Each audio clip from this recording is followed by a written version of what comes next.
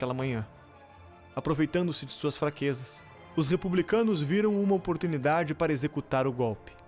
Redigiram então a moção da proclamação da República, em que Deodoro seria nomeado chefe do governo provisório. Os revolucionários foram até a casa de Marechal para tentar convencê-lo de assinar. Para garantir a assinatura, os republicanos tinham de contar mais uma mentira.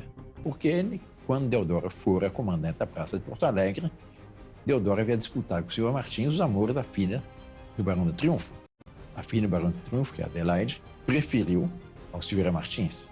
E quando disseram esse não, ele disse, esse não, tá bom, então assine aqui. Apresentaram a ele o documento de proclamação da República.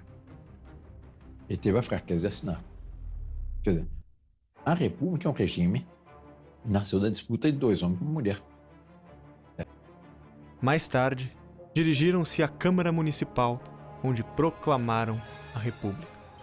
Na improvisada cerimônia, com a falta de símbolos genuinamente brasileiros que representassem o novo regime, foi preciso improvisar. Não por coincidência, foi executado o hino nacional da França, berço dos revolucionários franceses, e foi hasteada uma bandeira que imitava a dos Estados Unidos, mas substituindo as cores originais pelo verde e amarelo. Em Petrópolis, Dom Pedro recebeu o telegrama de Ouro Preto, relatando os acontecimentos.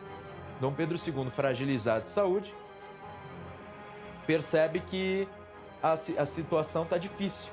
No dia seguinte, os republicanos decretaram a expulsão da família real do Brasil, determinando um prazo de 24 horas para que o imperador deixasse o país. Dom Pedro aceitou o ultimato dos republicanos com frieza, temendo revoltas populares em apoio a Dom Pedro e à monarquia. O governo republicano decidiu antecipar o embarque o mais breve possível. A família imperial foi colocada no navio para ser devolvida à Europa às 3 horas da madrugada, porque os militares tinham muito medo de uma revolta popular se o povo soubesse o que realmente estava acontecendo. Acabaram deportando a Republicano.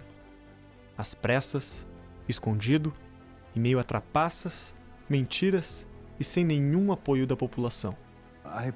O manifesto que o governo provisório divulgou naquela noite anunciava que o exército tinha declarado a deposição da família imperial e o fim da monarquia, mas em nenhum momento mencionava a palavra república. Benjamin Constant afirmou na noite do dia 15 que no momento oportuno a nação seria consultada sobre a troca de regime. Essa consulta prometida aconteceria somente um século mais tarde, em abril de 1993. Ou seja, 103 anos após o 15 de novembro de 1889. Os brasileiros finalmente foram chamados a decidir se o Brasil deveria ser uma monarquia ou uma república. Tivemos 103 anos de uma república provisória. A estabilidade foi uma grande marca de nossa monarquia, marca essa ímpar.